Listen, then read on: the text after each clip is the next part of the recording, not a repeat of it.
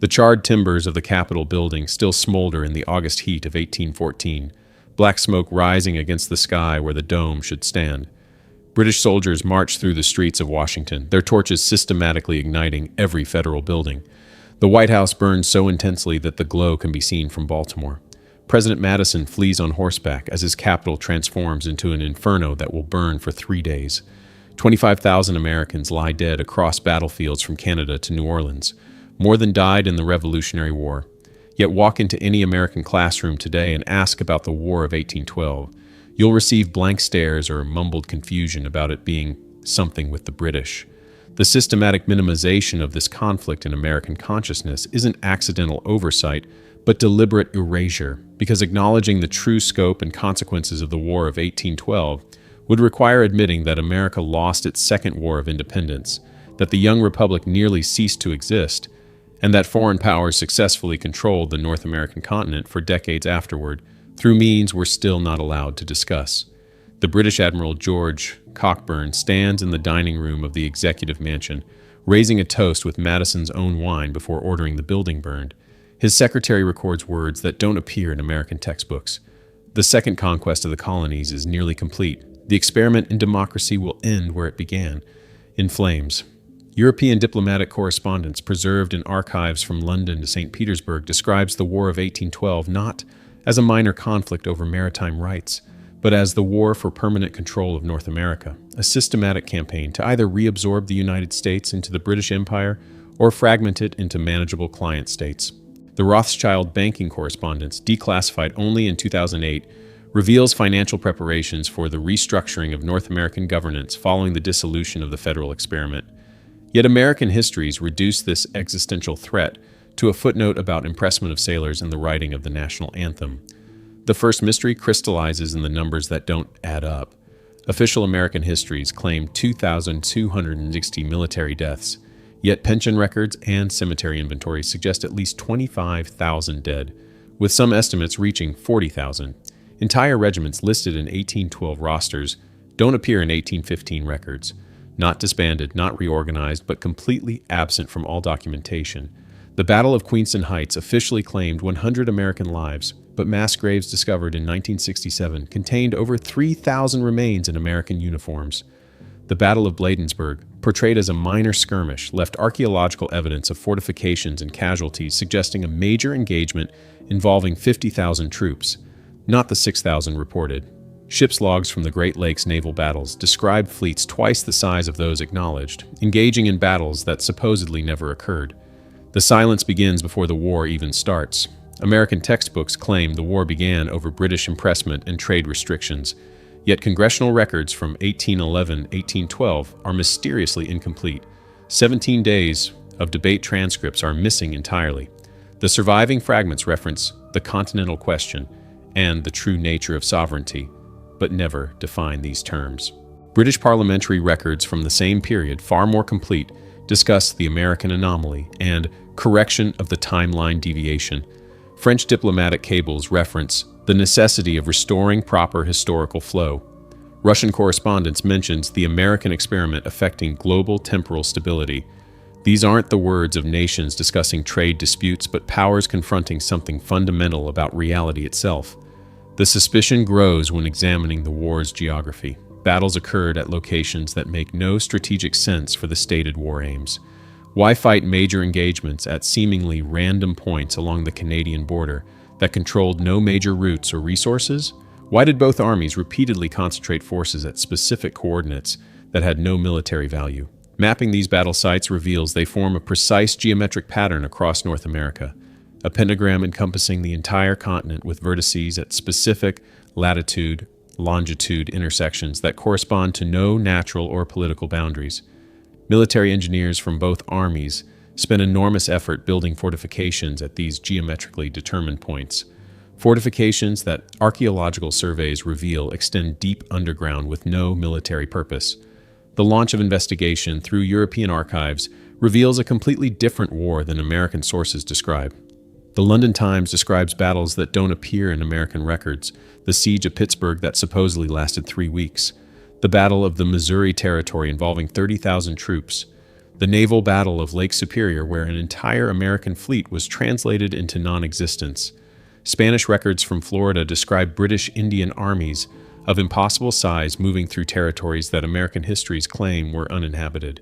Portuguese traders report American cities under British occupation that American records show as never being threatened. The war in European documents lasted not 2.5 years, but 7 years, ending not in 1815, but in 1819. The first discovery emerges from recently digitized British Admiralty files.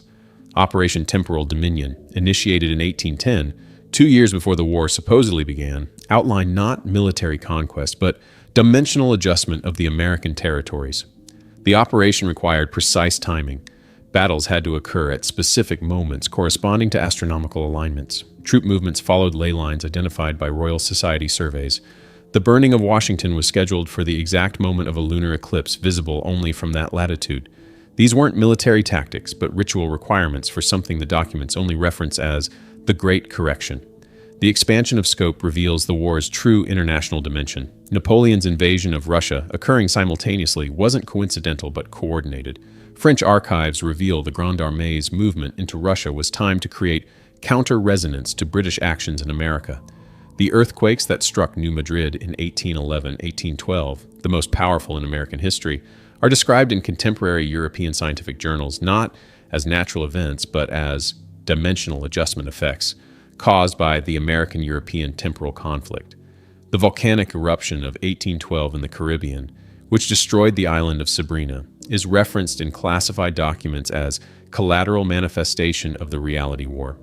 The clash with established knowledge becomes unavoidable when examining the aftermath. The Treaty of Ghent, supposedly signed on December 24, 1814, exists in 17 different versions in various archives, each with different terms.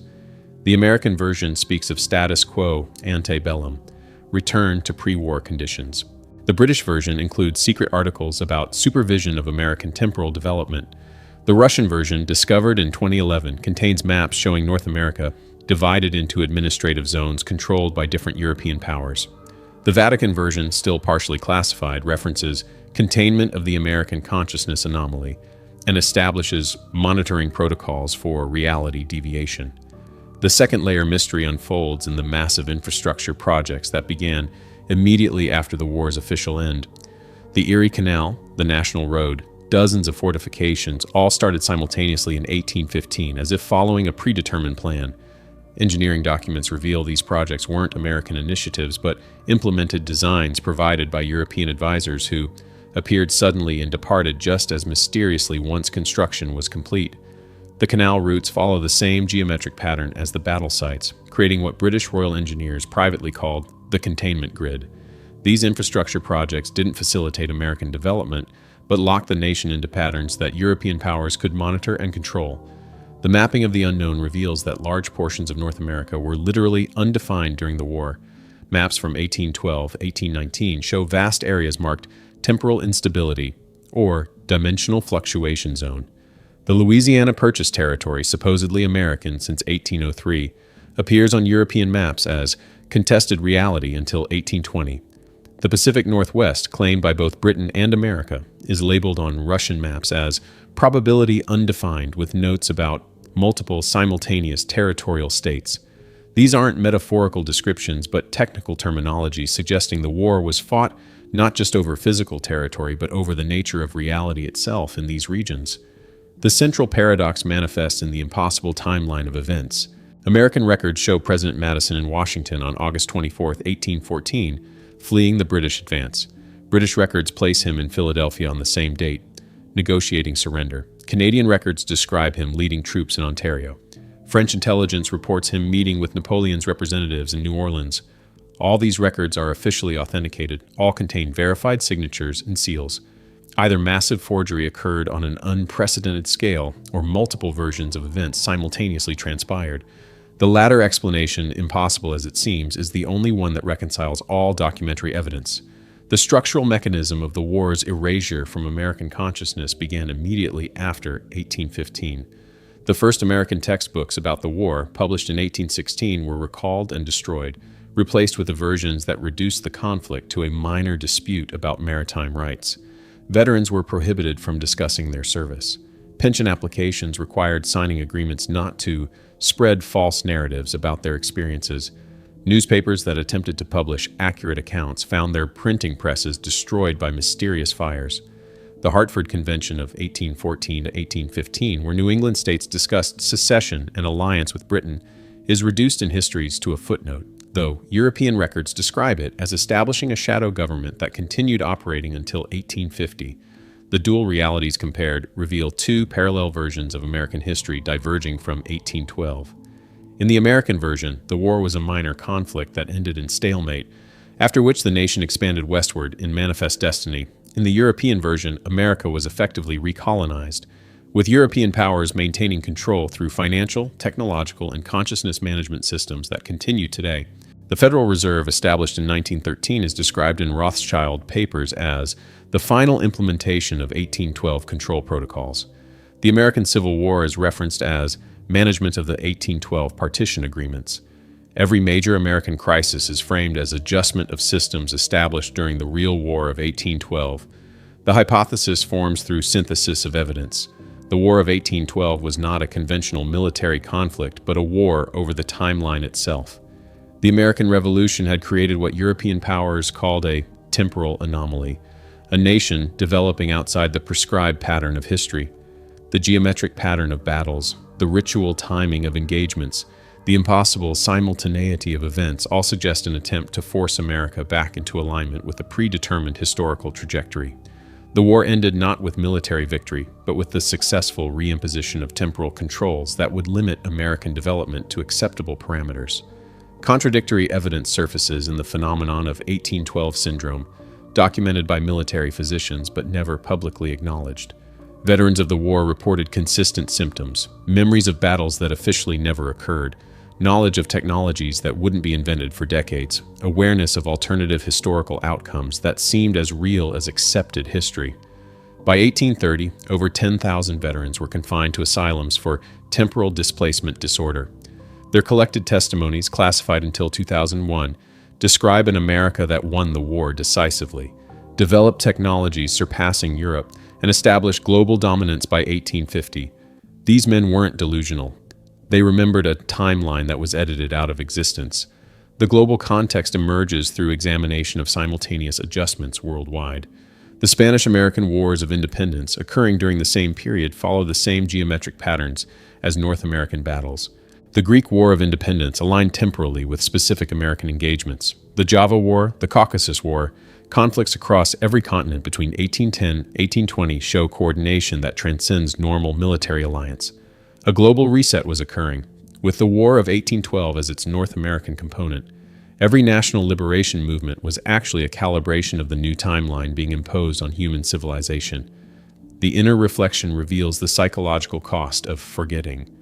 Americans experience cognitive dissonance when confronting evidence of the real War of 1812, because accepting it would require acknowledging that American independence is an illusion, that the nation has been controlled by foreign powers since 1815, that the entire narrative of American exceptionalism is a carefully managed fiction. The minimization of the war in education isn't oversight, but necessity. Teaching the truth would collapse the American identity that has been carefully constructed over 2 centuries. Every American institution, from democracy to capitalism, would be revealed as foreign impositions rather than organic developments. The climax arrives with the discovery of the Treaty of Vienna's secret protocols, revealed through Vatican leaks in 2012. The Congress of Vienna in 1815 didn't just reorganize Europe after Napoleon, it established the Occidental Management Protocol for controlling American development.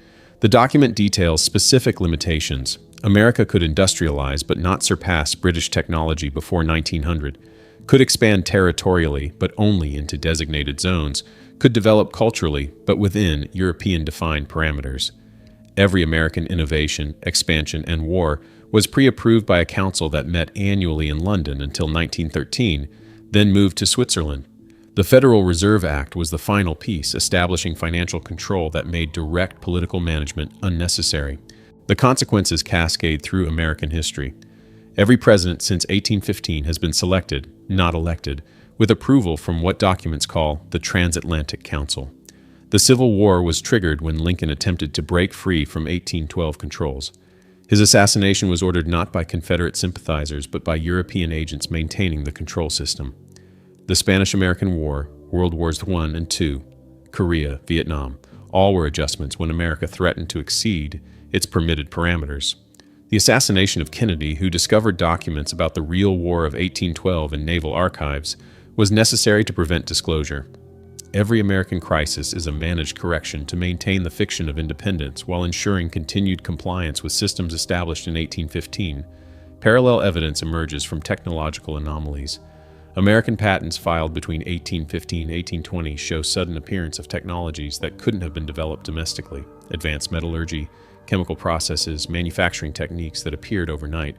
These weren't American innovations, but European technologies introduced to create industrial dependence. The telegraph, railroad, and later electrical systems were all European-controlled technologies that created infrastructure America couldn't abandon. Silicon Valley, the internet, social media, all developments within parameters established in 1815 designed to maintain surveillance and control while providing the illusion of American innovation. The return to the core question brings chilling recognition. Why does America pretend the War of 1812 never happened? Because acknowledging its true scope would reveal that the United States lost its independence in 1815, that every subsequent development has been managed by foreign powers, that American democracy is a carefully maintained illusion. The war didn't end with the Treaty of Ghent, but with America's complete capitulation and absorption into a global control system. The burned White House and Capitol weren't rebuilt by Americans, but by European architects implementing designs that included hidden symbolic elements, maintaining psychological control. Every American institution incorporates control mechanisms installed by the victors of the real War of 1812. The temporal reevaluation forces recognition that history as taught is not merely incomplete, but deliberately inverted. The War of 1812 was the most important conflict in American history, determining not just political control, but the nature of reality itself in North America. The geometric patterns of battles, the astronomical timing of engagements, the impossible simultaneity of events all point to a war fought on levels beyond conventional military understanding. The victors didn't just win territory, but gained control over the timeline itself, editing history to hide their victory while maintaining perpetual dominion. The reconstruction of the lost narrative reveals an America that might have been. Documents from the deleted timeline describe American technologies surpassing European developments by decades, cities that developed organically rather than through imposed patterns, a consciousness free from European psychological controls. This alternative America was perceived as a threat not just to European power, but to the entire structure of managed human development. The War of 1812 was fought to prevent this deviation, to force America back into acceptable patterns of historical development. The war succeeded so completely that Americans themselves participate in suppressing their true history. The true purpose unveils itself. The War of 1812 established the template for modern control systems. Physical occupation became unnecessary when consciousness could be managed. Military victory became irrelevant when historical narrative could be controlled. National independence became meaningless when financial and technological dependence could be maintained. The techniques developed to control post-1812 America became the model for global management systems. The illusion of democracy, managed technological development, controlled information flow, and most importantly, the editing of history to hide the control system itself.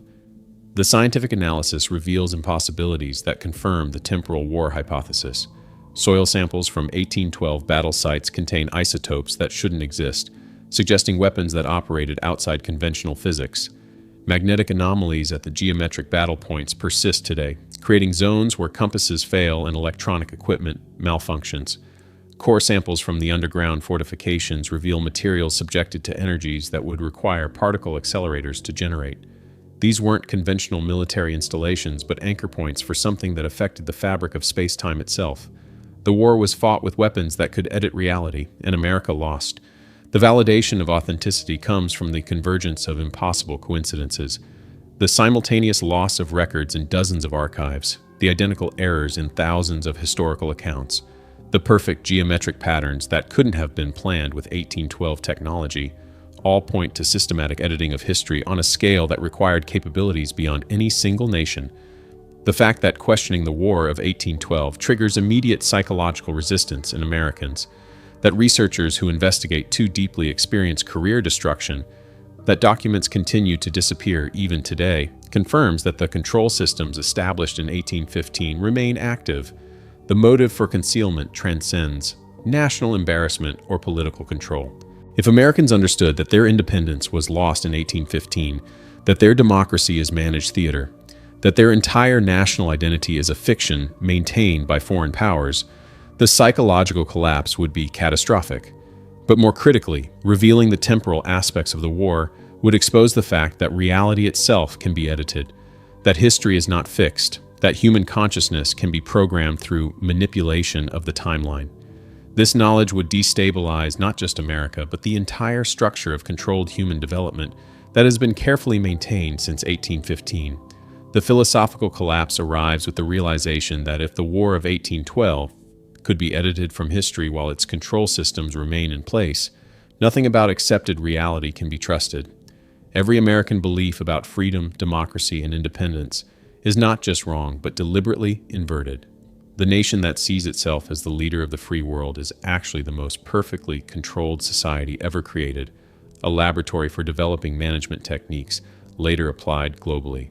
The American dream isn't aspiration but programming, designed to keep consciousness locked within acceptable parameters while believing itself free. The closing echo resonates through every American institution, every celebration of independence, every assertion of freedom that rings hollow against the truth of 1815. Somewhere in classified archives, in underground vaults beneath European capitals, in digital repositories protected by agencies that don't officially exist, the complete records of the real War of 1812 wait, documenting America's transformation from independent nation to controlled territory, from free republic to managed simulation. The Star-Spangled Banner, written as Washington burned, doesn't celebrate victory but commemorates the last moment of true American independence, before the nation was absorbed into systems of control so perfect that the controlled themselves enforced their own subjugation. And in the geometric patterns that still bind the continent, in the financial chains that still direct American development, in the consciousness programs that still limit American awareness, the War of 1812 continues, not because it never ended, but because its victory was so complete that Americans themselves have forgotten they're an occupied nation, conquered not by armies but by the erasure of their ability to recognize their own defeat.